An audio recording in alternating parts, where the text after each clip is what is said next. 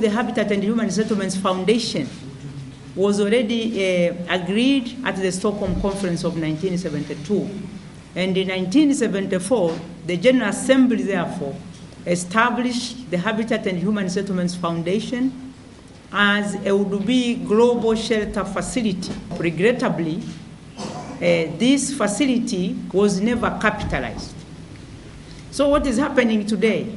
This is now the experimental capitalization of the Habitat and Human Settlements Foundation after a hiatus of 35 years.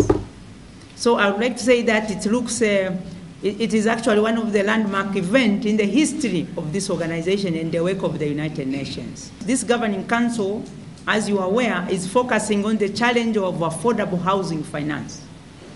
And it takes place within the backdrop and the environment of the global financial crisis.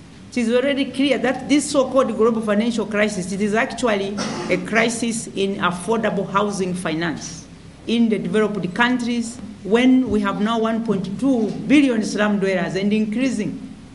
By 2020, there will be 1.6 billion slum dwellers. And the challenge of the living environment is increasing. If you are going to move to scale in housing and urban municipal infrastructure finance, you need local savings. Therefore, you have to bring the commercial banks on the picture to see whether you could really come up with what we call pro-poor housing finance.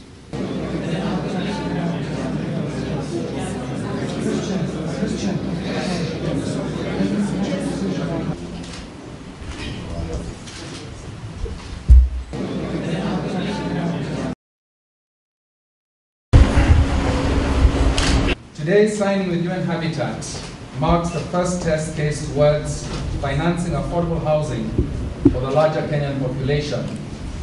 So far, we have empowered in Nepal nearly 4,500 families within 4 years to make their housing more decent, simple, yet affordable. This for us is the second, which will be executed in Mwanza, and it involves basically a resettlement of slum dwellers and put them in an order.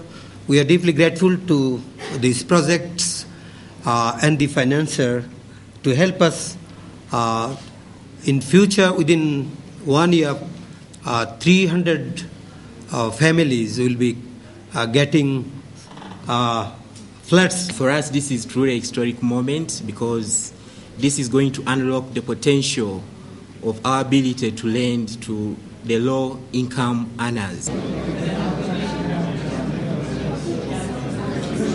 We are pleased to note the significant progress made in the implementation of Governing Council Resolution 2110, adopted in 2007. This resolution enabled the UN Habitat to respond to the challenges of finding innovative solutions for facilitating provision of affordable housing to address the problems of the urban poor. The next time we sign another ERSO agreement, we will put out the E of ERSO, because it will not be any more experimental, but a settled thing in the future. Thank you very much.